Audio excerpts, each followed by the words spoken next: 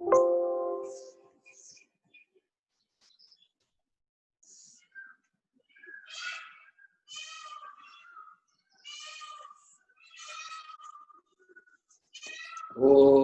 शुक्लांबरधरं विष्णुं शशिवर्णं चतुर्भुजं प्रसन्नवदनं ध्यायेत् सर्वविघ्नोपशान्तये।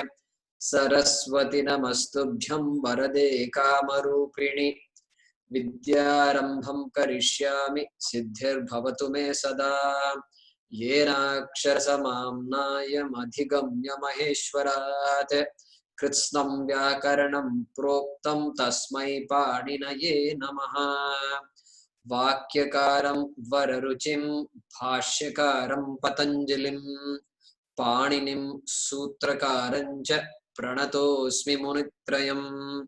वागर्थाविव सम्पृक्तौ वागर्थप्रतिपत्तये जगतः पितरौ वन्दे पार्वती परमेश्वरौ। ओम शांति शांति शांति।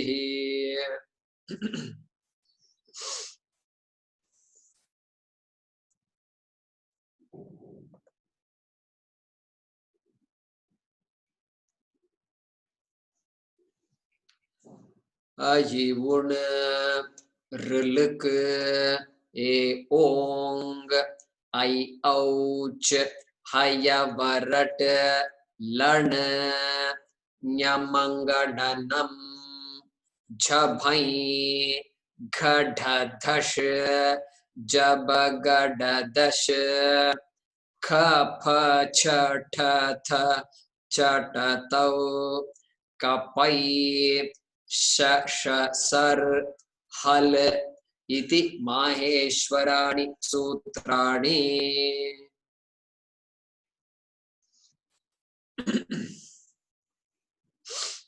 अस्तु सर्वेभ्यः नमांसि।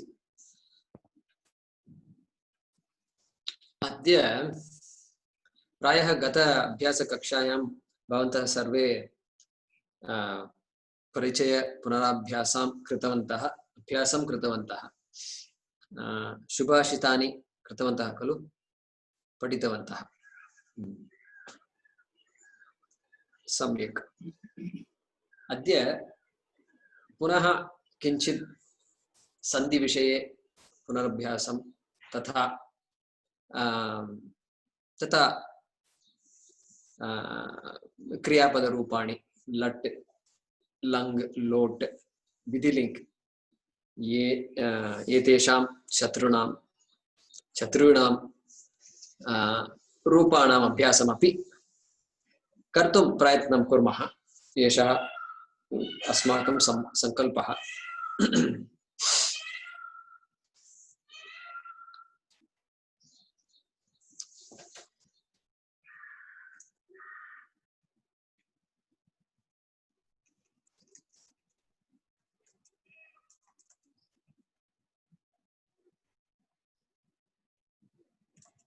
अस्तु, प्रथमम् एकां क्रीडां क्रीडामः, सन्धिक्रीडा।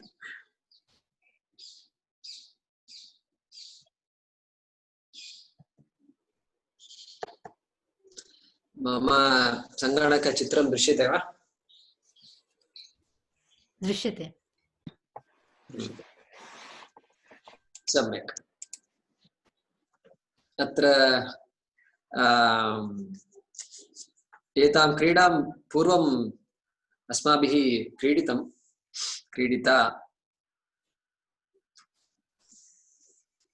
अत्र पश्यतु, पदबन्धः इति क्रॉसवर्ड क्रीडामः वा? भाग्या कृपया आरभस्व।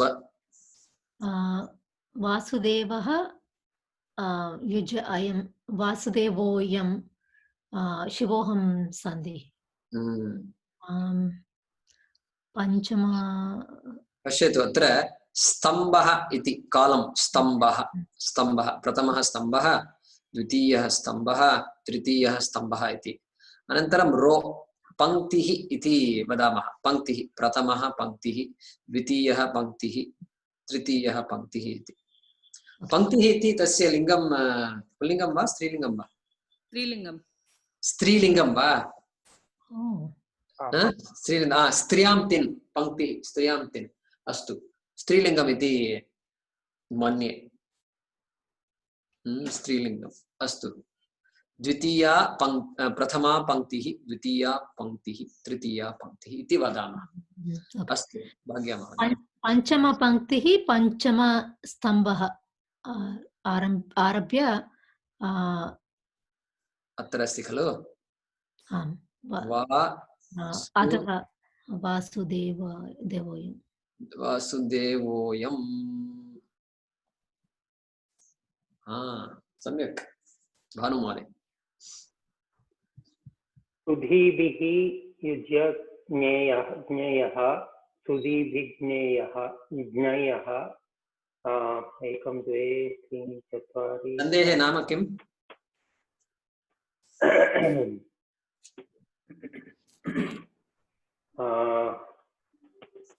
विसर्गसन्धिः एव आमामाम्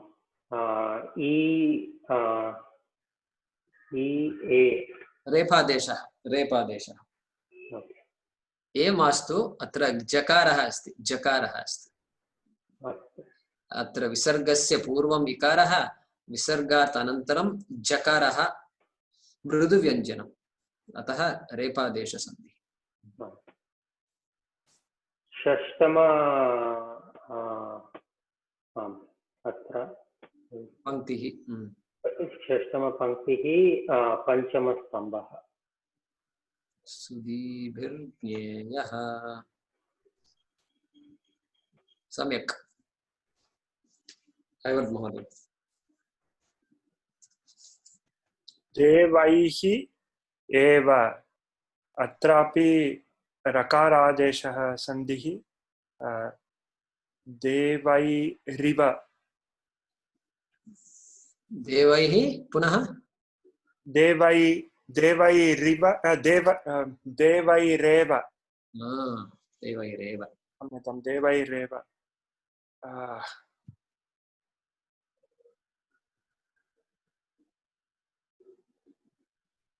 देवैरेव दृश्यते वा तत्र ओ तादृशमपि भवेत् वा अस्तु तर्हि पञ्चमः स्तम्भः अष्टमा पङ्क्तिः सप्तमा पङ्क्तिः देवैरेव तत्र इदानीमेव मया अपि दृष्टम् अतः प्रायः एवमेव अपि भवेत् तत् कथं वदामः महोदय संस्कृते डायगोनल कथं वदामः पश्यतु शब्दकोशं दृष्ट्वा पश्यतु अहं न जानामि इदानीं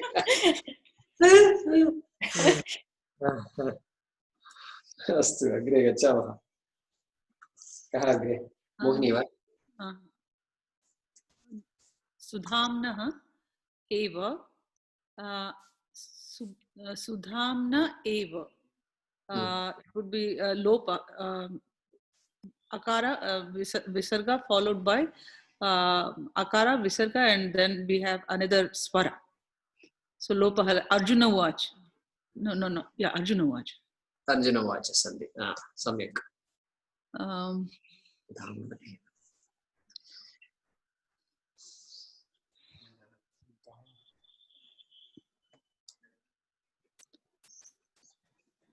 अस्ति न जानामि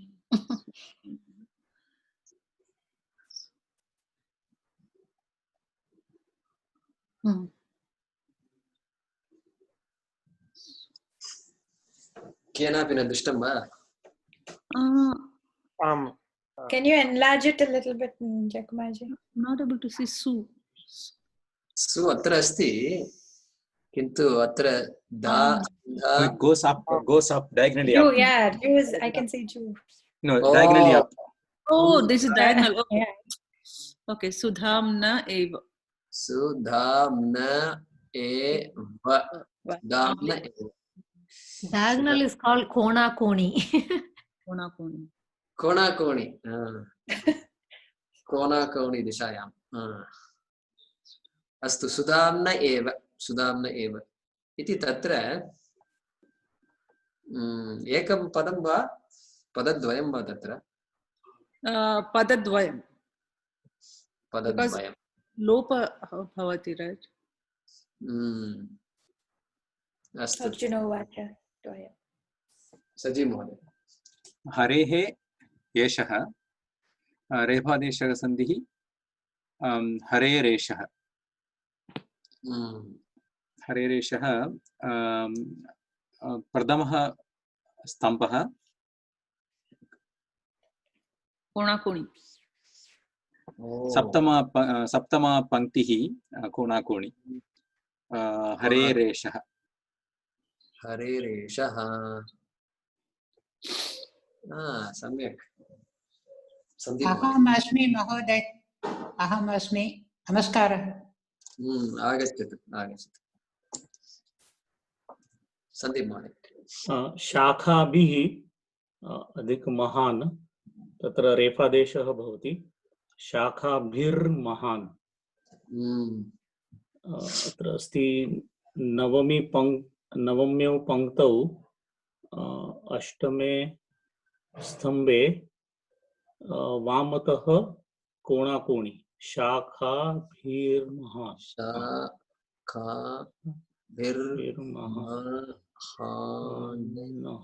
शाखाभिर्महान् सम्यक् शारदा भगिनी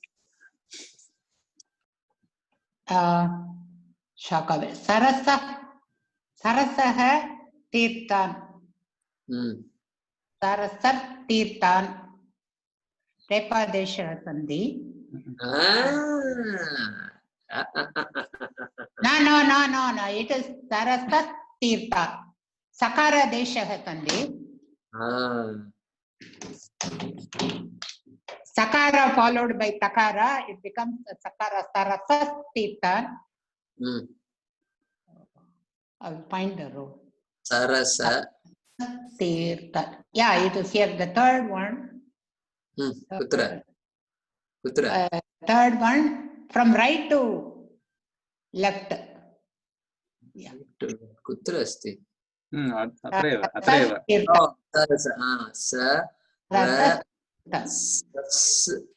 तीर्थान् सरसस्तीर्थान् सम्यक् सुनीता भगिनी तपसः निमित्तं मृदुव्यञ्जनम् अकारवर्णः पूर्ववर्णः मृदुव्यञ्जनं परवर्णः तपसो निमित्तं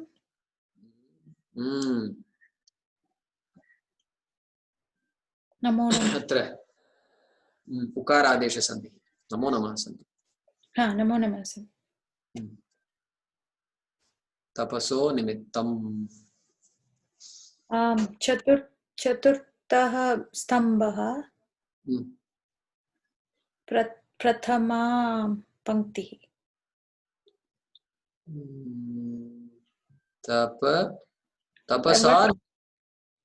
तपसा वा That's what I was It should be right. so तत्र तपसः निमित्तं तत्र दोषः अस्ति तपसो निमित्तम् अत्र दोषः अस्ति नमो नमः सन्धि so let me do a screenshot of this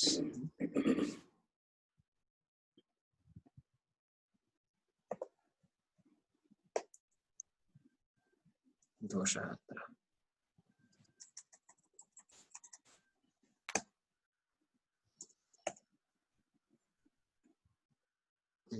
अस्तु तपसो निमित्तं सम्यक् कृटावन् महोदय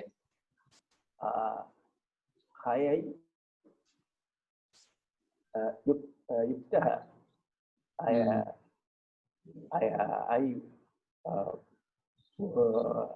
विसर्गस्य पूर्ववर्णम् ऐ हयैः युक्तः परवर्णम् उ परवर्णः यकारः यकारः यकारः रेपः भवति रेपादेशसन्धिः हयैर्युक्तः युक्तः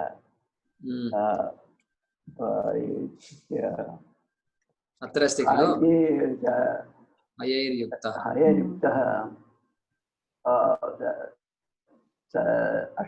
षष्ठे स्तम्भः चतुर्थ्या पङ्क्तिः हयैर्युक्तः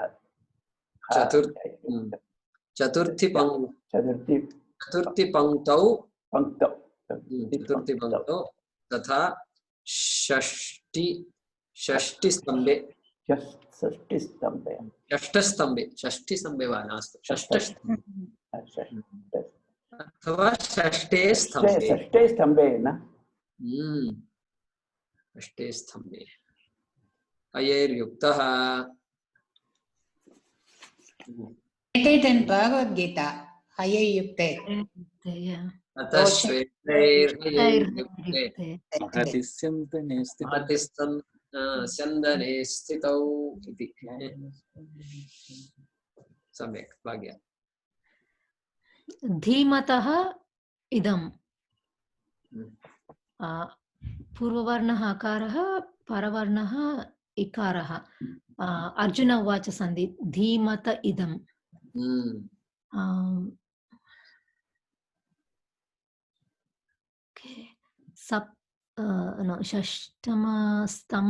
षष्ठे स्तम्भे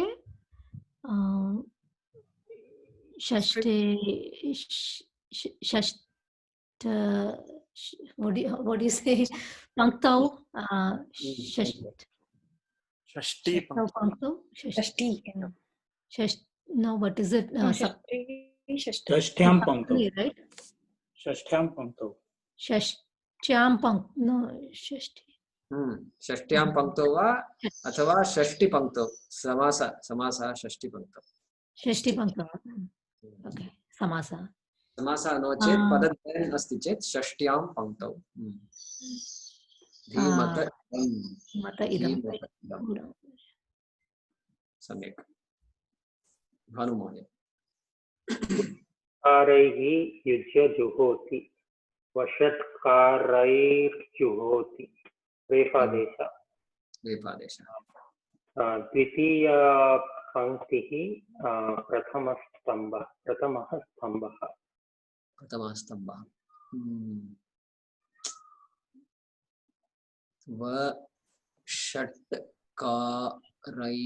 वषट्कारैर्जुहोति सम्यक् देवेभ्यः इह अर्जुन उवाच सन्धिः देवेभ्य इह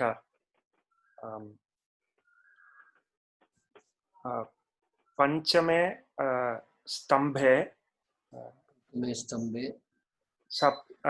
सप्तम्यां पंक्तौ देवेभ्य इह देवेभ्यः सम्यक् मोहिनी हयै युज्य युक्तः no sorry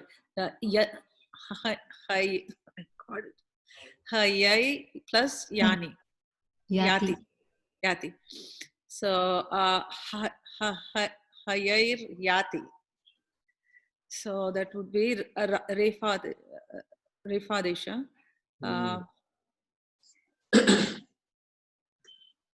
हयैर् याति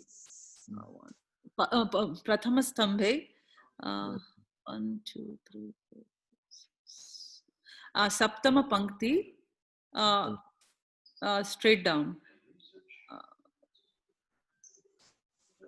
हयैर् याति सम्यक् सजी महोदय हरः अयं श्वोहं सन्धि हरोयं प्रथमस्तम्भे सप्तम पंक्तौ it's कोण हरोयम् कोण दिक् हरोयम्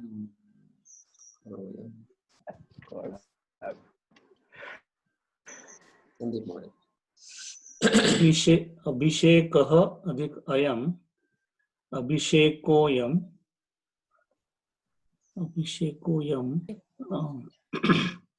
शिवोऽहं सन्ति अत्र अस्ति चतुर्थ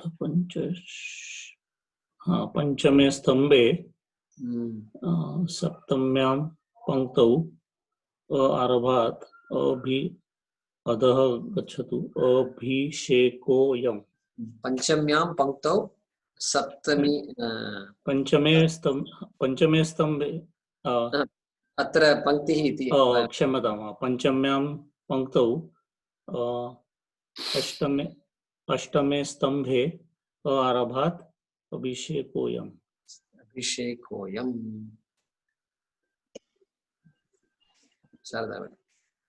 इमिः इव रेपादेशः सन्ति किमिरिह to find the location Timiriha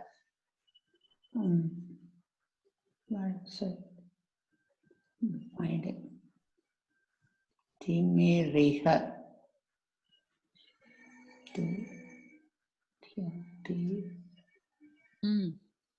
yeah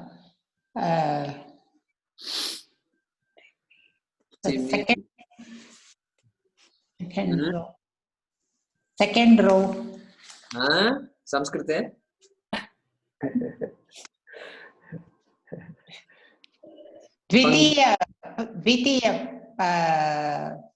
द्वितीय पंक्ते द्वितीया पंक्तौ स्त्रीलिंगम् अस्ति तत् ओके द्वितीया पंक्तौ स्तम्भः 1 2 3 4 5 6 एकं द्वे त्रीणि चत्वारि पञ्च सप्तम स्तम्भौ 1 2 3 मास्तु एकं द्वे त्रीणि चत्वारि सप्तम स्तम्भौ द्वितीया पंक्तौ सप्तम स्तम्भौ स्तम्भे स्तम्भः स्तम्भौ रामः रामौ रामाः स्तम्भे सप्तमे स्तम्भे right सप्तमे स्तम्भे if it is one word if it is samasa सप्तम स्तम्भे सप्तमी विभक्ति सम्यक् अग्रे सुनीता सुधाकरः हि सुधाकरोहि नमो नमः सन्ति एवं वा I mean शुद्धमेव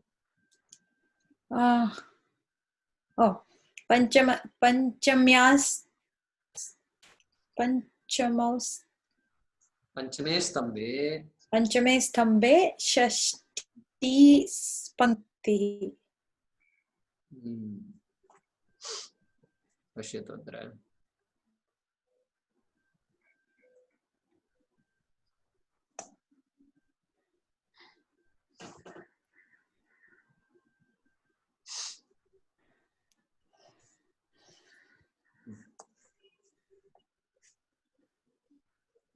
पंच किं तत् तत्र किं पंच सुधा स्तंभः पंचम षष्टमः पंक्ति अस्तु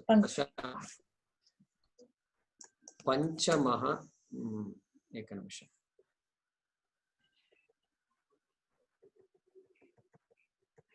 दृश्यते वा पंचमः स्तंभः सप्तमी किम् अत्र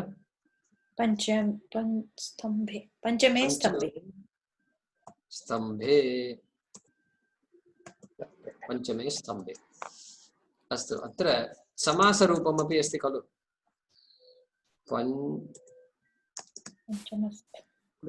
पञ्चमस्तम्भः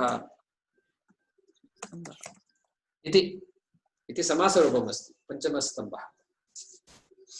एवं चेत् किम् अत्र भवति? पञ्चमस्तम्भे पञ्चमस्तम्भे अत्र एवमेव शिवकुमार महोदय अत्र सकारादेशः सन्ति वर्तते वा? पञ्चमस्तम्भः पञ्चम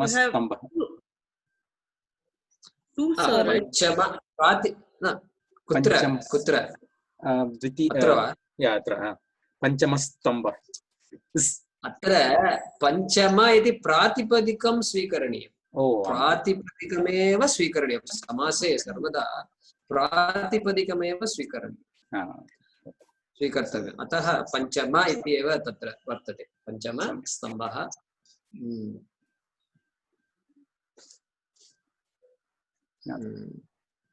अवगतं वा?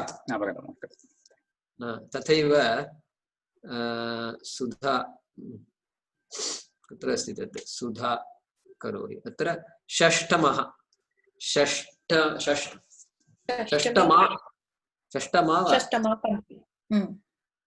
षष्ठी अपि अस्ति। एव महोदय, न तु षष्ठमी। षष्ठमं मास्तु, षष्ठी एव षष्ठी।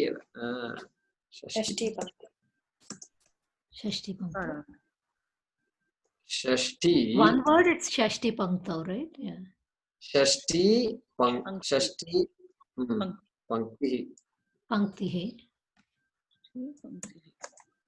पंक्तिः किं तत्र? षष्ठी पंक्तिः, one word. प्रातिपदिकमपि षष्ठी एव। षष्ठी पंक्ति समासरूपम् अस्ति। इदानीं सप्तमी षष्ट्यां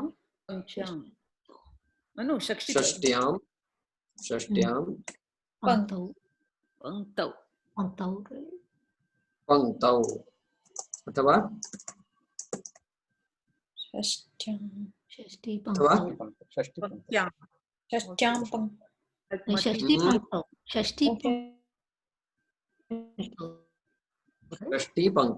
षष्ठी पंक्तौ क्षम्यतां। षष्ठी पंक्तौ अवगतं वा? तत्र रूपद्वयं भवति महोदय। नदी, right? So पंक्त्यामपि रूपद्वयमपि अस्ति। पंक्त्याम् इति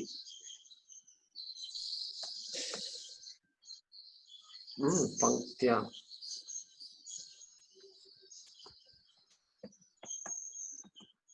एवं वा? पंक्त्यां खलु? षष्ठ्यां पंक्त्यां नकारः ककारः तकारः यकारः चत्वारः वर्णाः सन्ति अत्र। संयुक्तव्यञ्जनं, संयुक्त अक्षरं।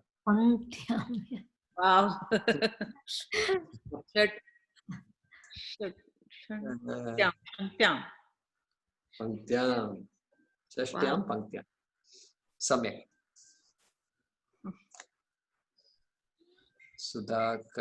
सुधाकरोहि सम्यक्। वेङ्कटरामन् महोदय। तरुभ्यः वा शिवोः तरुभ्यो वा तरुभ्यो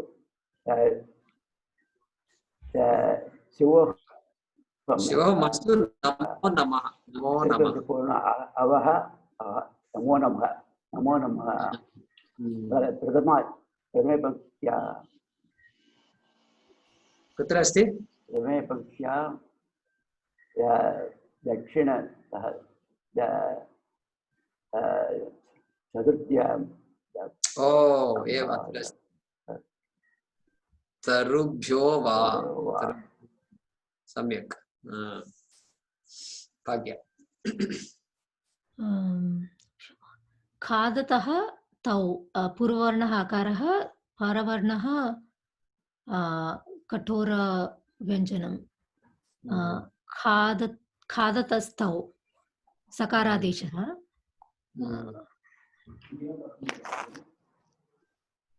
Okay, my God. Ashtama Stambhe.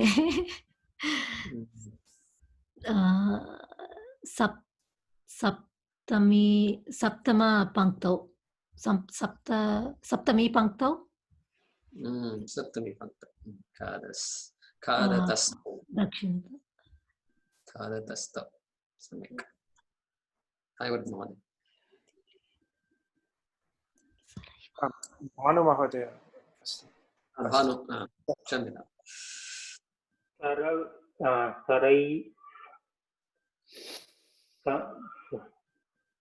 सरैवाः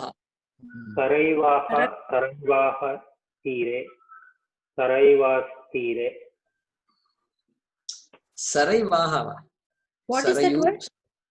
सरयुः नदी अस्ति सरयुः सरैवाः इत्युक्ते किं सरयोः Right, Denuhu is Denva, right? सरयोः सरैवाः Sarayuhu is like Denuhu, right? Maybe it is like Denuhu.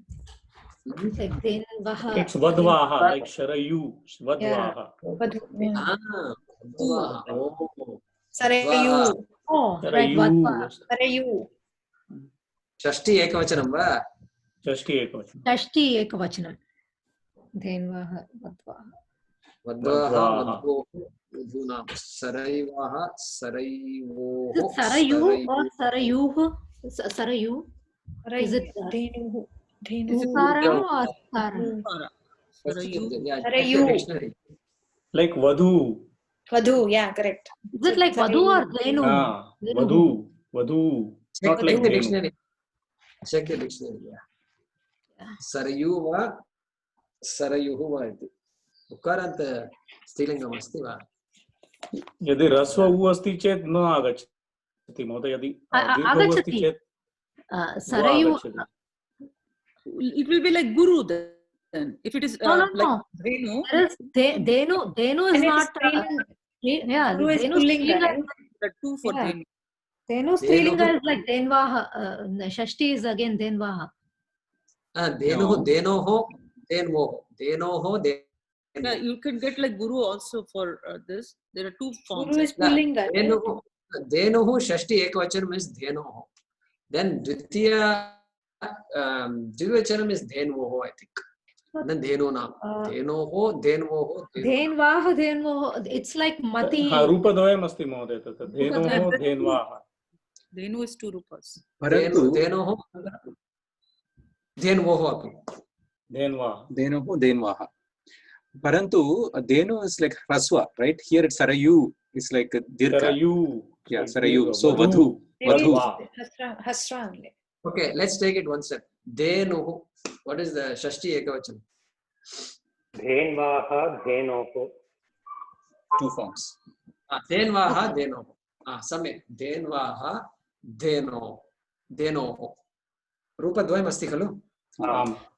Yeah. Rupadvayam. Dhenvaha, Dhenoho. Anantaram Dhenvoho. Dhenoho, Dhenunam. Dhenvoho and Dhenvaha for Shashti. Dhenvoho. Dhenoho. Dhenvaha. धेनोः धेन्वोः धेनूनाम्. Or Dhenvaha. Dhenvaha खलु द्वितीय रूपं धेन्वाः. So अत्र सरयु इति किम्? Okay. ह्रस्व उकारान्तं वा दीर्घ उकारान्तं वा? I think it is Dirgha because it says later name of river Sarayu, that is feminine, Sarayu, Dirgha Ukara. But the Hraswa form is masculine, Sarayu, air or wind. No, Dhenu, Hasra is feminine. Oh. Yeah, but the Hraswa form is masculine in the dictionary. No. Okay. Yeah, Sarayu is air or wind, but the Dirgha form is the feminine version, and it says later name of river Sarayu is Sarayu. So Saraivaha iti Shashti ekavachanam iti idanim. वधु वधु शब्दवत् वधू शब्दवत् अस्तु एवमेव वधू शब्दवत् दीर्घ उकारान्त शब्दवत् वा आम् सरैवाः स्त्रीलिंग वधू स्त्रीलिंग आम् स्त्रीलिंगम् अस्तु का वक्तुमिच्छति इदानीम् अहं महोदय सरैवास्तीरे सरैवास्तीरे सकारान्ते अहं शोधनं करोमि अत्र अस्ति पश्यतु तदपि यदृच्छया दृष्टम् अत्र सरैव अवलोकयतु दशमे स्तम्भे तृतीयां पङ्क्त्याम् ओ उत्तमम्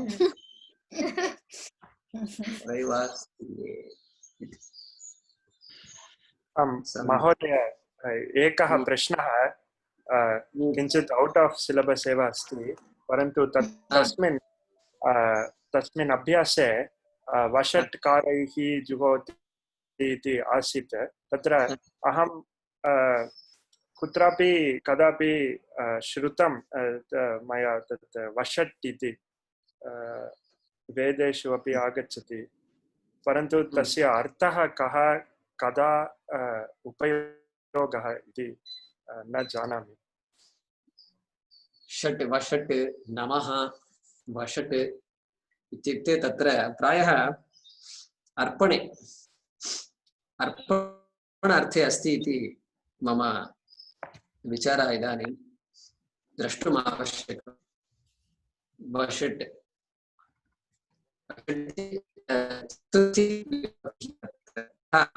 शिवामः इन्द्रा वषट् इति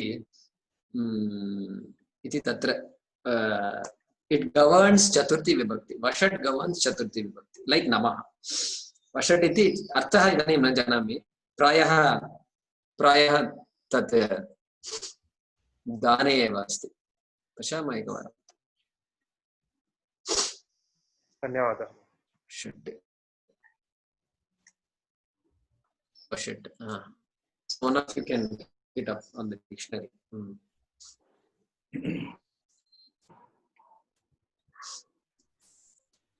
अस्तु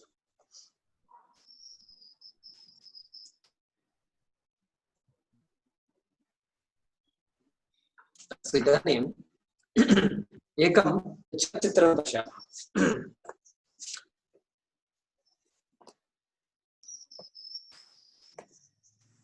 कथम् आगच्छति इति वदतु ध्वनिः इत्यादि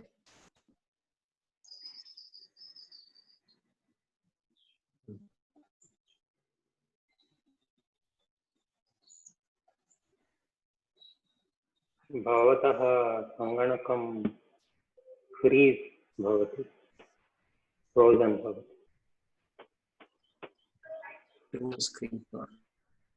एवं वा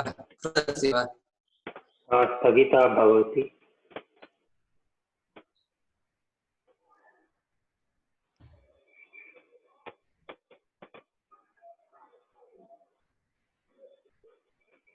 ऐवत् महोदय स्थगिता वा स्थगितः दृश्यं स्थगितम् अस्ति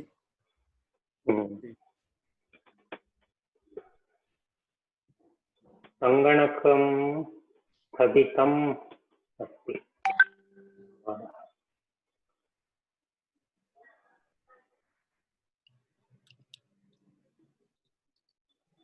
न दृश्यते श्रूयते वा इदानीं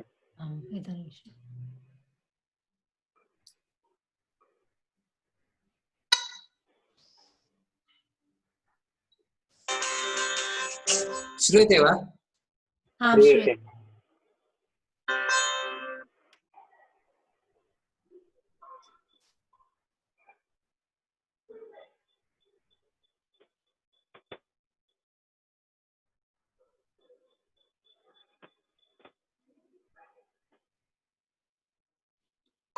सङ्गणकं न दृश्यते निधिरस्ति नान्यो। भानुमहोदय किमपि उक्तं वा? न सङ्गणकं न दृश्यते महोदय। मया दृश्यते दृश्यते इदानीं दृश्यते प्रायः मम सङ्गणके किञ्चित् अपि क्लेशः अस्ति। लोभाच नान्योऽस्ति रिपुपृथिव्या विभूषणं शीलसमं च नान्यत् सन्तोषतुल्यं धनमस्ति नान्यत् सन्तोषतुल्यं धनमस्ति नान्यत्।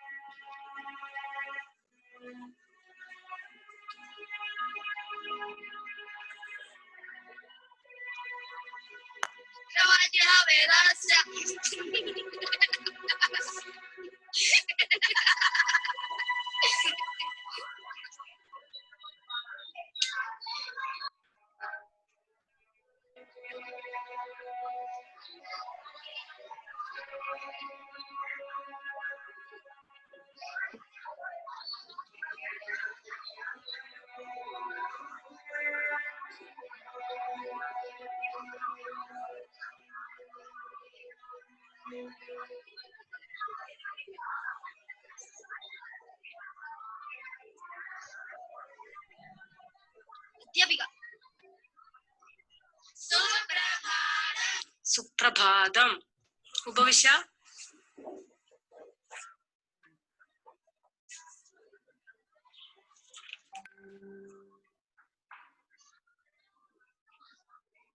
एकम् अस्मि द्वे अस्मि त्रीणि अस्मि चत्वारि पञ्च अस्मि षट् अस्मि सप्त अस्मि अष्ट अस्मि नव अस्मि दश अस्मि।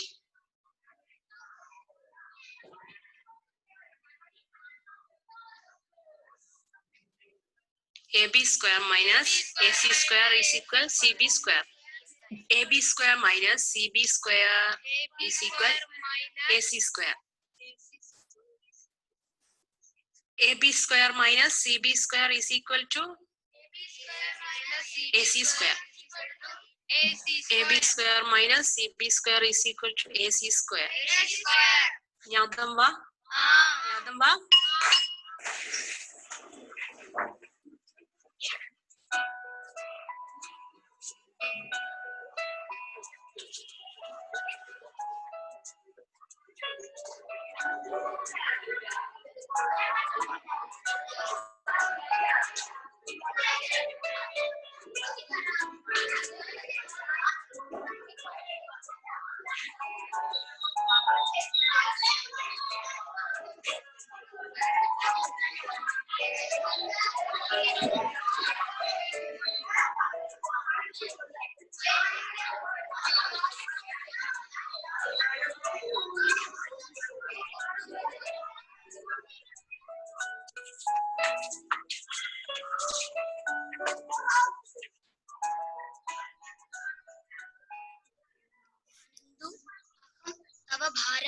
सखे मां परितः अंधकारः आशिम इतः वरं मा वद एतादृश्य वाक्यानि मम क्रोधः जायत।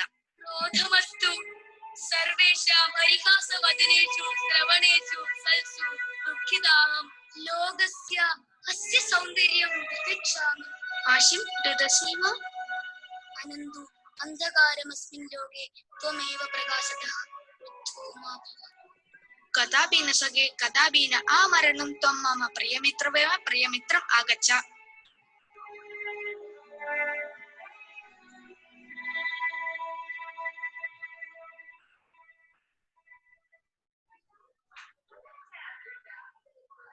कथायं वेदालं कृष्णा पृच्छति वा एते न्यूजन वेदालं त्वं किं वदसि सायम् उपविश गृहं गत्वा पाठं पठितं वा अलं विषादेन तुभ्यं पाठान् सर्वे अहं पाठयिष्यामि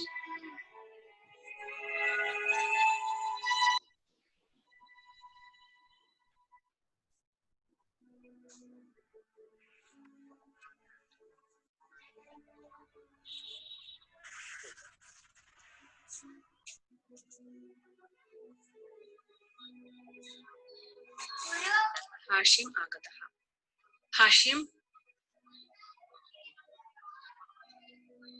अनन्दुः जरबाधितः अतः हाशिमेन सागमः विद्यालयम् आगतः सायंकाले तं नेतुम् अहम् आगमिष्यामि कृपया मम शिशुं प्रति श्रद्धां कुरु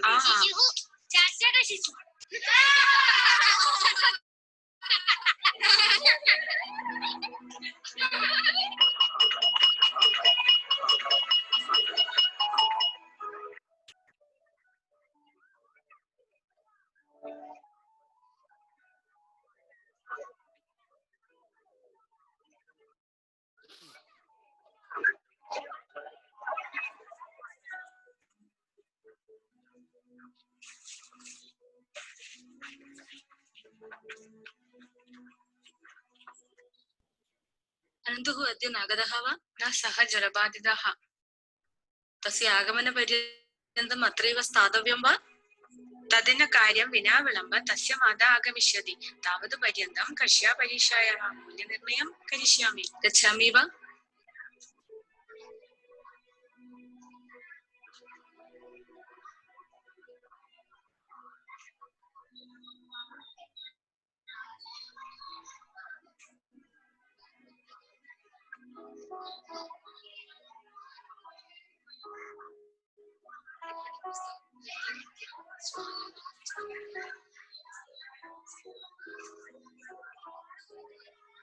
अनन्तुः अद्य नागतः वा तमद्य मया न दृष्टा न सः जलबाधितः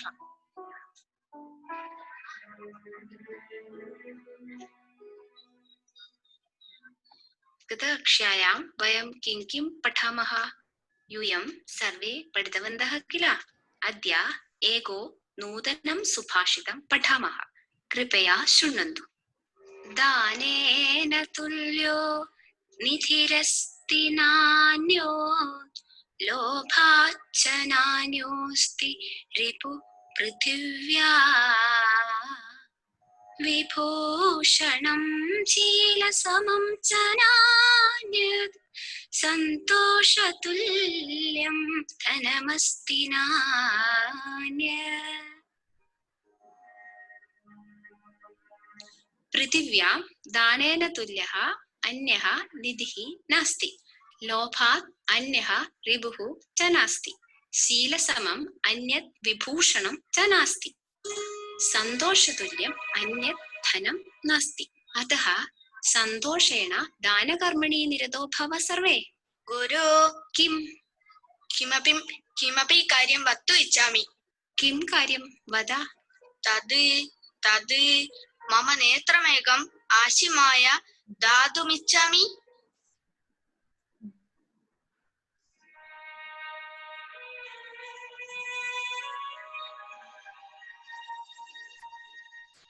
मम प्रियछात्रः अनन्तः सत्कर्म तस्य सौशील्यम् अस्माकम् अनुकरणीयमेव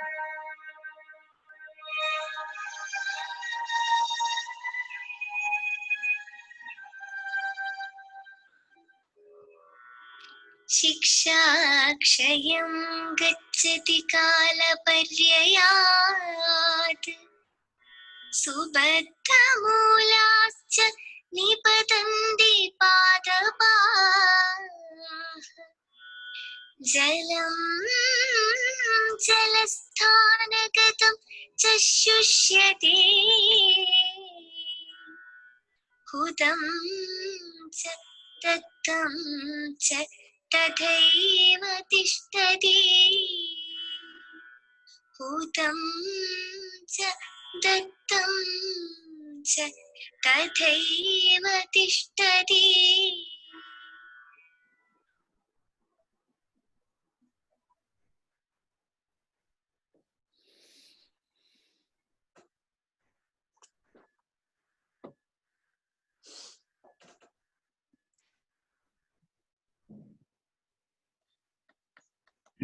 श्रुतं वा?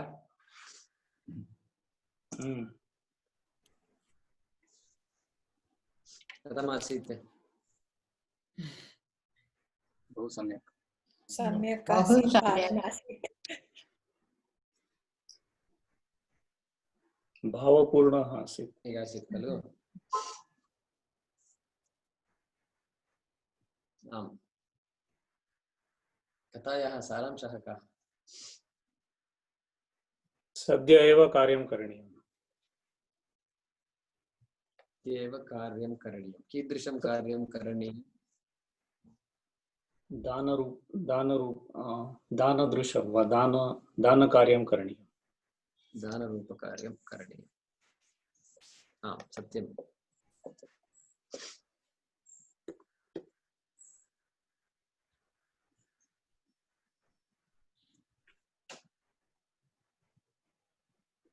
पश्यामः अत्र।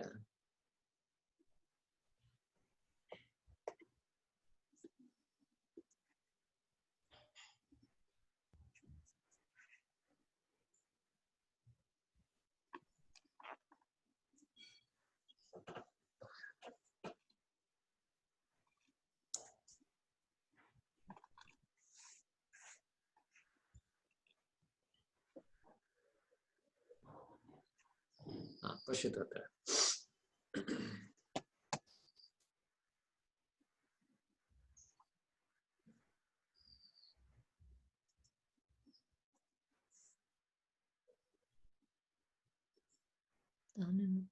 तत्र चलच्चित्रे सुभाषितम् एकं सुभाषितं प्रथम चलच्चित्रस्य आदौ एकं सुभाषितम् उक्तम्, अनन्तरम् अध्यापिका अपि एकं सुभाषितम् उक्तवती। एतदस्ति तत् सुभाषितम्। दानेन तुल्यः विधिरस्ति नान्यत् वा नान्यः वा नान्यः तुल्यः खलु तुल्यः नान्यः लोभाच्च नान्योस्ति रिपुः पृथिव्यां विभूषणं शीलसमं च नान्यत् सन्तोषतुल्यं धनमस्ति नान्यत् इति तत्र तया सा उक्तवती। दानेन तुल्यः विधिरस्ति नास्ति इत्युक्ते किम्? दानेन तुल्यः विधिरस्ति नान्यः। दानेन तुल्यः विधिः अस्ति नान्यः। अस्ति न अन्यः। दानसमं क्षम्यतां, विधिः वा निधिः वा? निधि इत्युक्ते ट्रेशर् किल? निधिः अपि अस्ति तत्र। विधि इत्युक्ते कार्यं। विधिः अड्वैस् तत्र। निधि अपि प्रायः तत्र साधु भवति। विधि इस् रूल्। तत्र किम् उक्तवती अत्र? निधिः वा विधिः वा? निधि। विधि एव। विधि इस् रूल् और मेथड, राइट? Treasure. तत्र विधिः इति इदानीं लेट्स् अस्यूम् इट् इस् विधिः. Okay. So nothing to be done. except dhanam. So tatra Mahatma Gandhi महाभागस्य एकं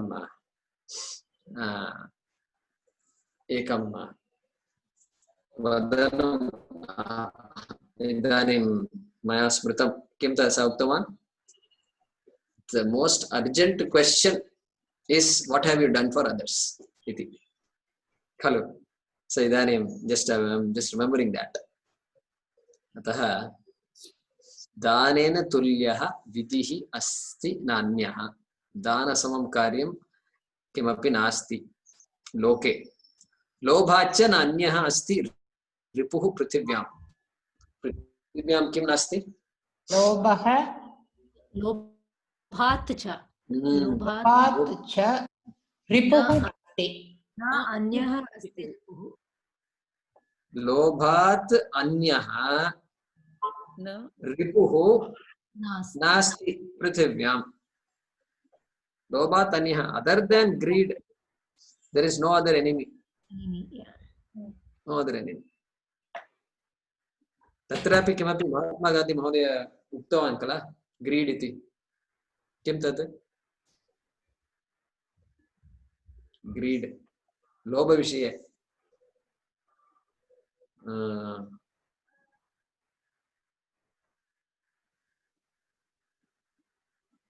there is enough to feed everyone in this world but not to feed everybody's greed something like that enough for need but not for everyone's greed. Everybody's want is there.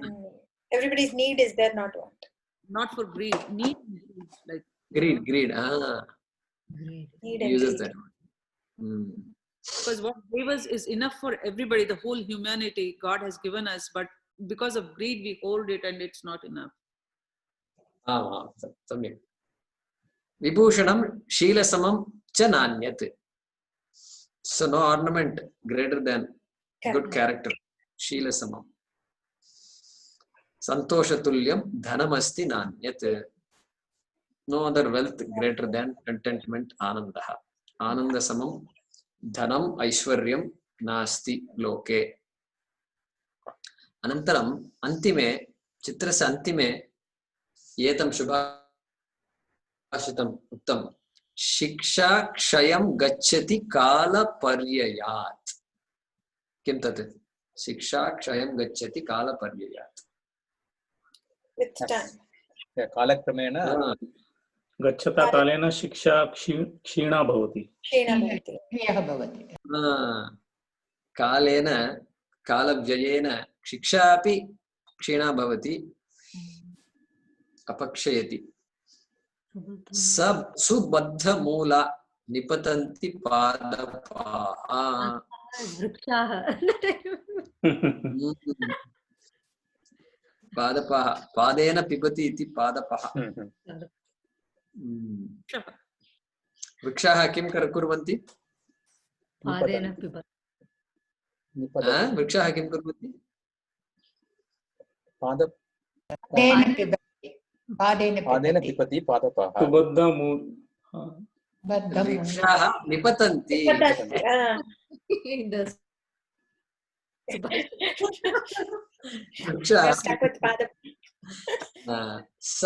सुबद्धमूल सुबद्धमूल सुबद्धमूला निपतन्ति so along with the roots they will fall kalakramena kalena even though they seem steady they will also fall jalam jalasthanagatam cha shushyati dries up water will dry up from the water bodies water dries up water bodies dry up kutam cha dattam cha tathaiva tishtati kutam yat यज्ञाग्नौ यज्ञे अग्नौ यज्ञस्य अग्नौ यत् हविस् दत्तं तस्य नाम कुतम् इति कुतः इति कुतं च दत्तं च तथैव तिष्ठति कुतं च दत्तं हविस् नाम हुतम् एव हविस् नाम हुतम् एव वा हविस्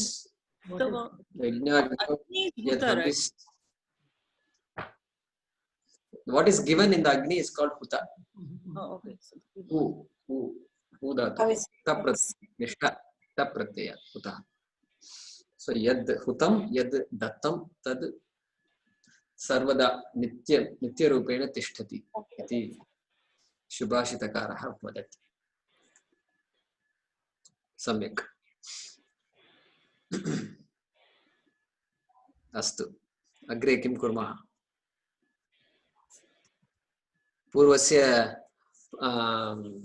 पूर्वायाः कथायाः पुनरावलोकनं कुर्मः वा? भक्तः कः आसीत्? उपमन्युः गुरुभक्तः इति आसीत् खलु? तस्य चर्चां कृतवन्तः किल वयं गतपाठे.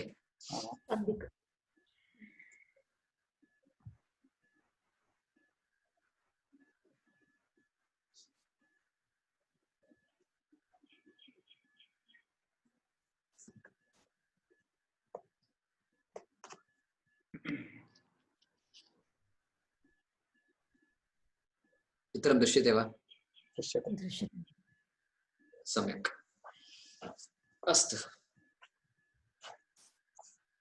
उपमन्युः गुरुभक्तः उपमन्युः ऋषेः धौम्यस्य अन्यतमः शिष्यः अवर्तत.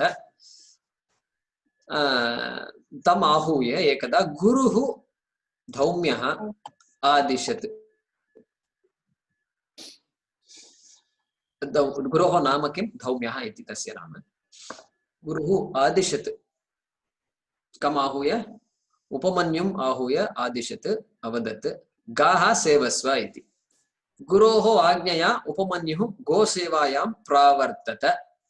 सः अहनि दिवसे गाः सेवित्वा सायं गुरुगृहम् आगत्य उपाध्यायस्य इत्युक्ते गुरोः अग्रतः स्थित्वा तम् अवन्दत.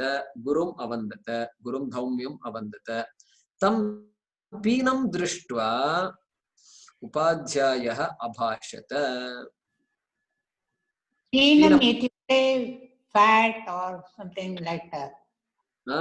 सः स्थूलः. पीनः इत्युक्ते स्थूलः. स्थूलशरीरः. स्थूलः बृहत् अस्ति तस्य शरीररूपं. पीनम् उपमन्युं दृष्ट्वा उपाध्यायः अभाषत. हे वत्स, केन वृत्तिं कल्पयसि? केन वृत्तिं कल्पयसि? कथं जीवति भवान्? How are you surviving इत्यर्थः. दृढः पीनः च असि. You seem pretty well endowed.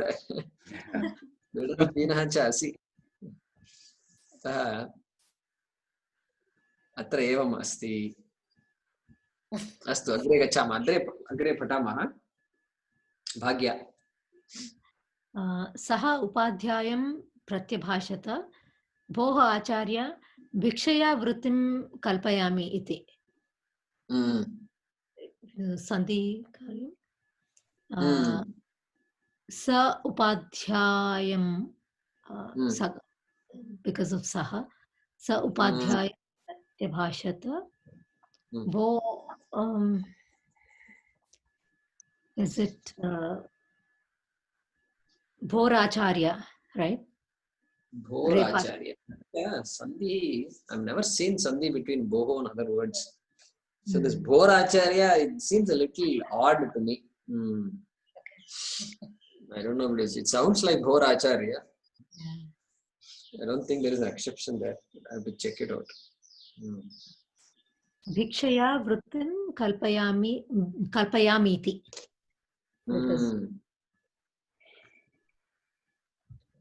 भिक्षया वृत्तिं कल्पयामि इति. कल्पयामीति. कल्पयामीति. सो तत्र पुस्तके सर्वदा अत्र they don't use quotation marks. अतः कल्पयामीति सवर्णदीर्घसन्धिः.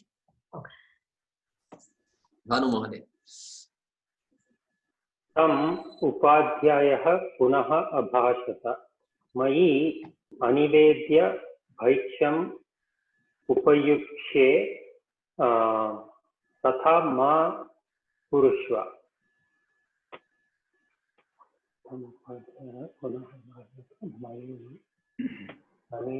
अनिवेद्य भक्षम् उपयुक्षे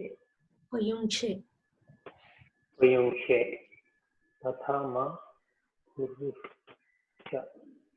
किमर्थं महोदय? Don't eat without informing me. Don't let me know what you get. Like that? Is it that? Nivedya. My direction or something like that, right?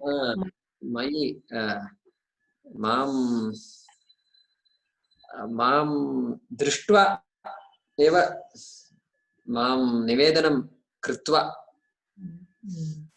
So after meeting me, after doing namaskar to me, you go. Then it will be all right. Bhaiksham upayunkshe. Upayunkshe iti kim? Upayunkshe. Eating, consuming. Is it? Upayunkshe. Yeah. It's like using, is it? Upayukte. Yeah. Okay. So, yeah. Yukte is there, yeah. Take possession. Pratama Purusha Ekavachanam. Yeah. Upayuj iti. Yeah. Atmanepadi. Atmanepadi. Upayukshe. Tata ma kurushva. Kurushva iti kim? Kridadu. It is future tense. Litlakara. Madhyama Purusha Ekavachanam. Yeah. Oh, Lotlakara. Lot Madhyama Atmaneru. Oh, Lotva, Latva, Latva. Lot. Tata ma kurushva. Purusha is like. तत्र कृ धातोः उभयपदी अस्ति कृ धातु परस्मैपदी रूपं किं लोट् लकारे मध्यमपुरुषे एकवचनं करोति लोट् इदानीं रूपाणि कानि नवरूपाणि लोट् लकाररूपाणि परस्मैपदी रूपाणि भानु महोदय करोतु कुरुतः कुरुथ कुर्वन्तु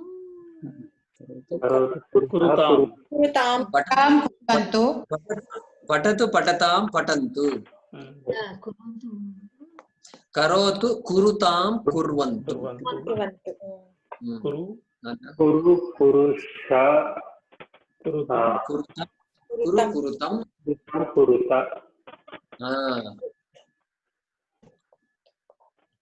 करवाणि करवामहि करवामहि करवाणि करवाम करवाम परस्मैपदी कृतवान् महोदय तत्र लोट् लकारे प्रथमपुरुष एकवचने रूपद्वयम् अस्ति मध्यमपुरुष एकवचने अपि रूपद्वयम् अस्ति करोतु कार्यं करोतु भवान् बहिः गत्वा कार्यं करोतु करोतु कुरुतात् कुरुतात् इति अन्यं रूपम् एकम् अस्ति कुरुतात् करोतु कुरुतां कुर्वन्तु करोतु कुरुतां कुर्वन्तु कुरु कुरुतात् अन्यं रूपं कुरुतात् कुरु कुरुतात् कुरुतं कुरुत अवगतं वा अस्तु इदानीम् आत्मनेपदी रूपं किं कुरुष्व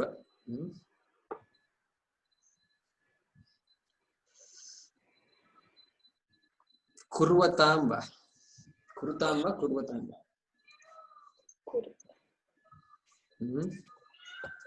लट्लकारे कुर्वते कुर्वेते कुर्वन्ति लोट्लकारे कुर्वतां कुरुतां कुर्वातां कुरुतां किल कुरुतां कुर्वातां तथा कुर्वातां कुर्वतां पठतां पठेतां पठन्तां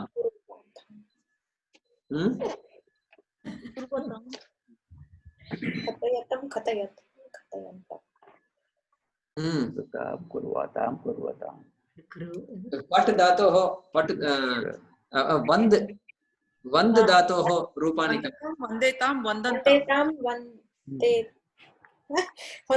वन्देतां वन्दन्तां सुनीता वदतु वन्दतां वन्देतां वन्दन्ताम् अनन्तरं वन्दस्व वन्दतं वन्दतां वन्देतां वन्देथां वन्देतां प्राणः वन्दध्वं वन्देथां वन्दध्वं वन्देतां वन्दध्वं अनन्तरं वन्दे वन्दावहै वन्दामहे वन्दै वन्दावहै वन्दामहे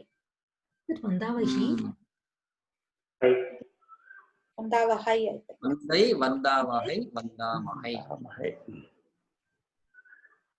पश्यतु अत्र Marji, Kriyapadam, I have to practice so much. This is Vandavahai. Vandai Vandavahai Vandamahai. इदानीम् आत्मनेपदी लोट् लङ् किम् अनन्तरं पश्यामः Let's save it for another time. Then it won't come random. Pandit Mahodaya was going to help us. Remember, he was going to tell us some tricks. Tell us. उपायः अस्ति वा? उपायः नास्ति महोदय, एवमेव अस्ति, किमपि सूत्रं वा किमपि अल्गोरिदं वा किमपि वदतु. He has some tricks up his sleeve. He said it's very easy to remember. I'll teach you. He told us a problem. We are all waiting for that. इति अहम् आशासे, अहं न जानामि सरलम् उपायः अस्ति वा न. And he said it's very easy then. When you do that trick, it is very easy. हैवर् महोदय वदतु. यथा आज्ञापयति गुरुः यथाज्ञापयति गुरुः इत्युक्त्वा सः भिक्षां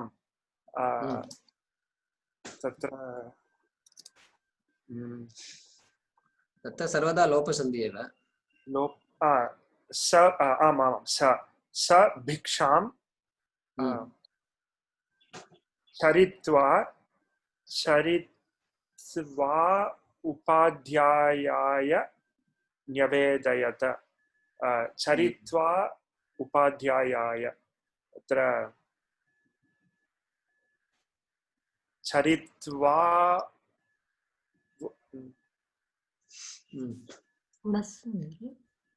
गुणसन्धि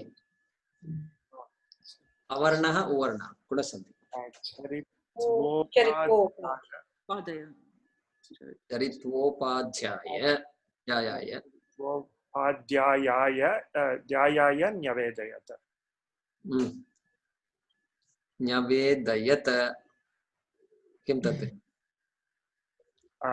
नि अवेदयत लङ्लकार रूपम्. कस्य रूपम्?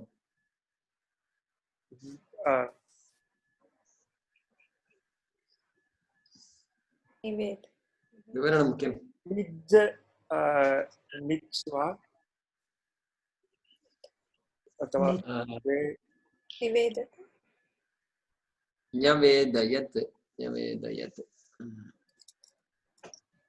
आत्मनेपदी वा परस्मैपदी वा? आत्मने इत्येव दृश्यते, हलन्तः अन्ते नास्ति. न्यवेदयत इति आत्मनेपदी एव. न्यवेदयत नि वेद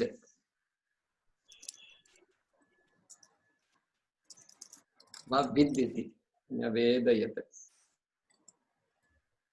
विद्वा इति पश्यामः न्यवेदयत्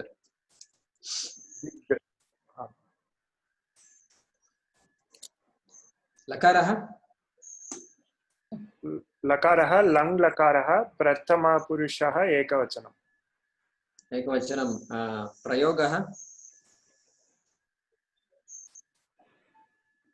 प्रयोगः इत्युक्ते किं कर्मणि कर्तरि वा आम् कर्तरि एव कर्तरि एव अतः न्यवेदयत् अनन्तरं रूपाणि न्यवेदयत न्यवेदयतां न्यवेदयन्त न्यवेदयथाः न्यवेदयाथां न्यवेदयातां वा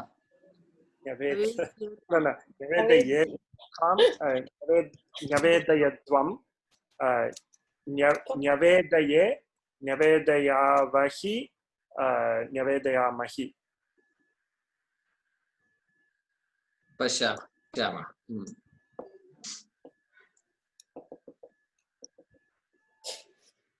Remember one, we are forgetting the other one. I know. अस्ति एतत्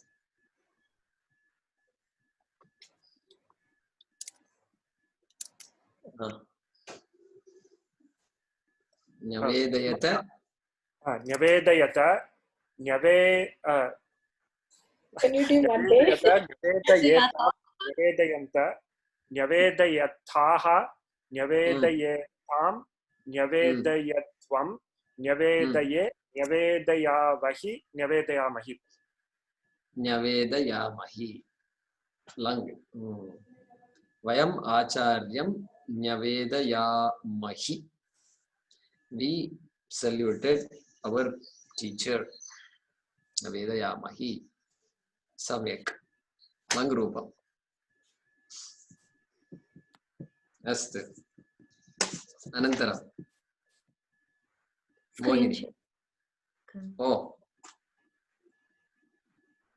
क्षम्यतां actually I shared the screen here. What happened? Okay. इदानीं दृश्यते वा? इदानीं दृश्यते. Did I show you the screen or no? No. Not this one. Oh. Thought you were hiding like with a goddess picture or something. Saraswati picture or something. Oh, एवं वा?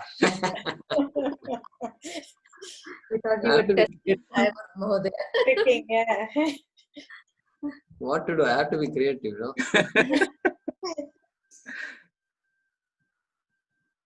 No चेत् अत्र क्लिष्टः भवति भोः. अस्तु अग्रे. उपाध्यायः तस्मात् सर्वं भैक्ष्यम् अगृह्णात्. उपाध्यायः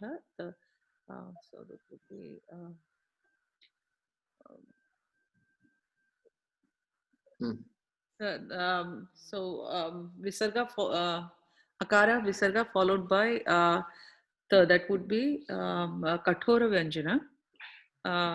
So it would be sakaradeshah. Yeah. So upadhyayas tasmat sarvam bhaiksham. Sarvam bhaiksham, I don't think we can do anything. No, bhaiksham agruhnat.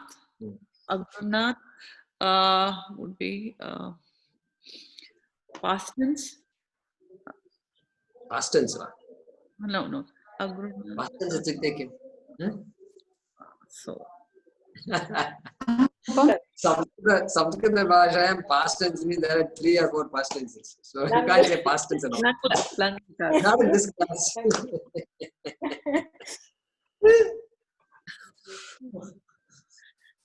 Mohini. After all these 2 years of teaching, you're saying past tense.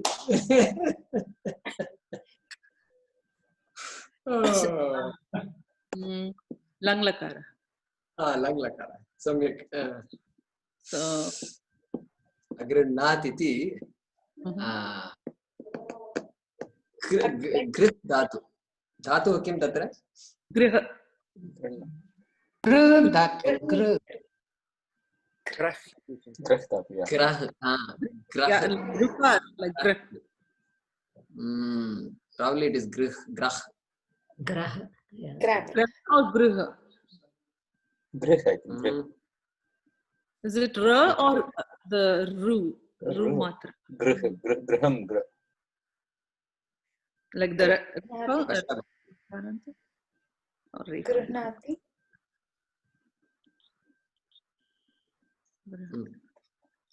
Kasha matra.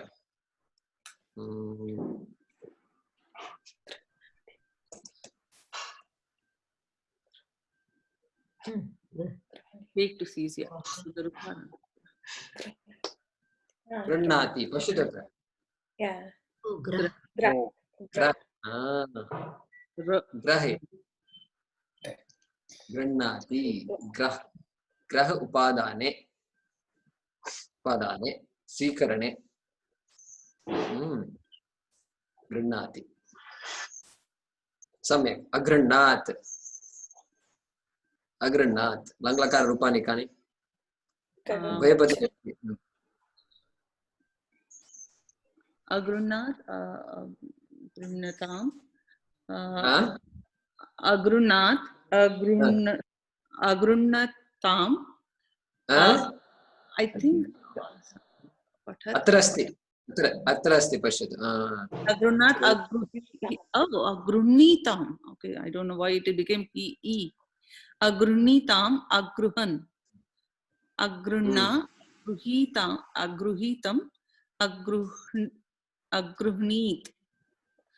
Agrunam, Agruhiva, Agruhima. Agraniva. Agranima. Sorry. Agranima. Atmanepadi rupam api asti. Yatha purva.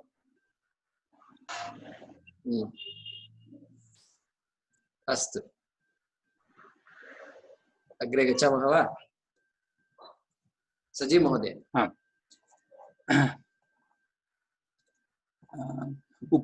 उपमन्युः तथा इति उक्त्वा पुनः गाः असेवत. So उपमन्युः तथा उकारः कठोरव्यञ्जनम् उपमन्युस्तथा तथा and इति तथा येति तदा इति आकारः and इति गुणसन्धिः तथेति oh yeah okay तथेति उपमन्युस्तथयति ई and उक्त्वा तथेति मास्तु तथेति उपमन्युस्तथेति इति and उक्त्वा इत्युक्त्वा उपमन्युस्तथेत्युक्त्वा and आकारः and पुनः it's okay पुनः गा is मृदुव्यञ्जनं so मृदुव्यञ्जनं अत्र पुनर् इति अस्ति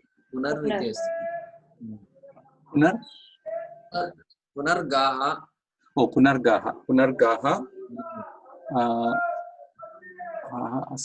असेवत पुनर्गाः असेवत अत्र विसर्गस्य लोपः भवति पुनर्गा असेवत सम्यक् पुनर्गा असेवत पूर्णं वाक्यं वदतु सन्धिः उपमन्युस्तथेत्युक्त्वा पुनर्गा असेवत सम्यक् पुनर्गा असेवत Like the Yeah. I know. Puna. Puna.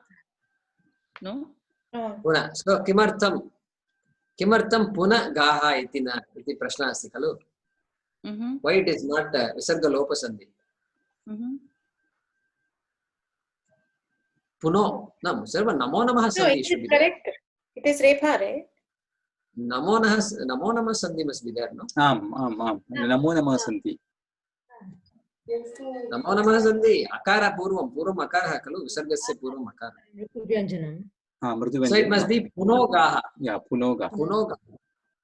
But it won't work for punaha because punaha is actually punar iti asti tatra. The word is actually punar. Ataha it will be punargaha.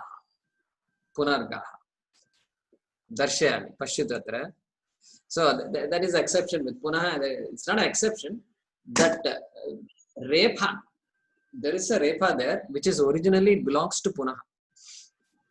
Punar, it is not punaha. It is punar. Remember that. It is punar. So therefore it will always be punargaha. Punar iti. Wherever there is this soft consonant. Hard consonants ityukte punaha. Punapashyati. Ityadi. So soft consonant ityukte repa desha. Punarapi jananam, punarapi maranam. Punarapi. Not shivoham sandhi. Punopi. Not punopi. Punopi jananam mastu. Punarapi. Avagatam va? What is the name of the sandhi? Sandhi nama kim? There is no sandhi there because it's already punar. Original word is punar. It's not punaha. It takes the form punaha finally, but then if you take one form above, it is punar. And then punar plus gaha, punar plus api, punar plus. So this repa is always there with punaha. Except when you go to katora vyanjana. Katora vyanjanam. Then you have to apply the reservation. Upatmaniya. Like we have studied. Because we were Upatmaniya. Tasya pratipadikam kim mahodaya? प्रायः तत् पुनरेव अस्ति इति मन्ये प्रातिपदिकं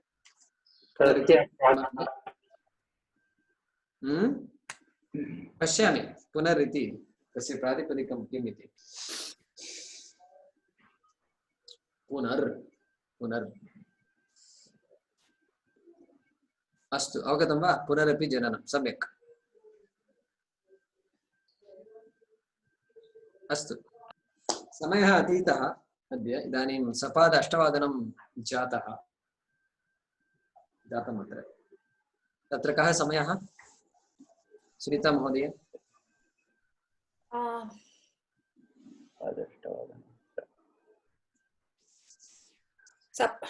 पादोन 11 वादनम् 1 2 3 next class सन्धि महोदय संख्या एते सर्वे संख्यान् विस्मृतवन्तः 1 2 3 4 5 षष्टि षट् How do we remember all this? That's like the problem of knowing too much Sanskrit. Yeah. Yeah. The last in, first out. Jaykumar ji, last in, first out. You know, whatever comes, whatever came in the beginning is going out. We remember the latest lesson, not the previous. First in, first out. First in, first out. Long ago, we did this. Long ago, we played cards also. Do you all remember that or not? No, Mahaday, I was seeing 1047 on my screen and I'm trying to translate 47 instead of 10. Samyak. Good escape. Great escape. That's the truth though. Astu. Kimapi prashna asti va? Astu. Samyak. Sandeep महोदय धन्यवादः, भवान् अभ्यासकक्षां स्वीकृतवान्। चिन्ता नास्ति महोदय। पुनः पुनः मङ्गलवासरे यदा सौकर्यमस्ति सर्वेषां तदा मङ्गलवासरे वा? आम्, मङ्गलवासरे। मङ्गलवासरे अस्तु। मङ्गलवासरे प्रातःकाले भारतीयसमयः। भारतीयसमयः पादोन सप्तवादने। धन्यवादः। ओम धन्यवादः सर्वेभ्यः। पूर्णमुदच्यते पूर्णस्य पूर्णमादाय पूर्णमेवावशिष्यते। ओम शांति शांति शांति। हरि ओम श्री गुरुभ्यो नमः। हरि ओम। सर्वेभ्यः नमस्कारः। धन्यवादः। धन्यवादः महोदय। अस्तु।